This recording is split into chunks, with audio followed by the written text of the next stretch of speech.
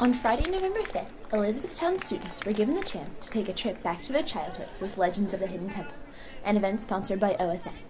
With 20 teams set to compete in the initial competition, preliminary rounds were held to bring the competition down to 6 teams. Event coordinator Kayla Rausch explains the first round. There's 20 teams in the preliminary round, and during the preliminary round they will run through the obstacle course one time and we will time it. And we're going to get down each time, and the teams with the 6 fastest times move on to the actual show.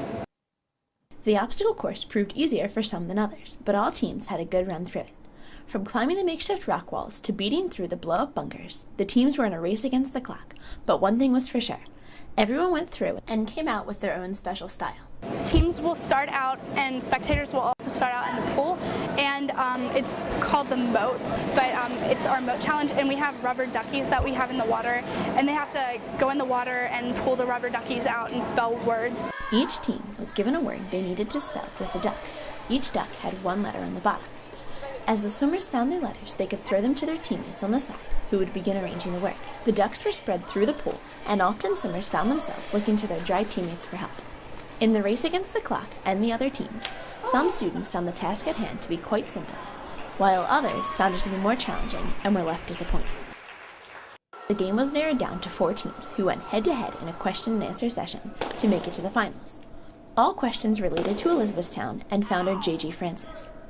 After the questions were asked, competitors popped balloons. The first to pop each balloon was given the opportunity to answer the question. At the end of the balloon challenge, only 2 teams were left in the competition. In the final round, Ryan Stadel and Zach Foster pulled ahead to win the whole competition. The 2 teams were given a board of scrambled symbols. All symbols were famous team symbols from the 6 teams from the original show. They had to work together to find and match up all of the pieces, then transfer them to a second board. Stadel and Foster won by just 7 seconds, and both boys were thrilled with the victory. I caught up with them after the competition to see what their plans were to celebrate. Disney World! Disney World! Disney World! For ECTV 40, I'm Samantha Wingrove.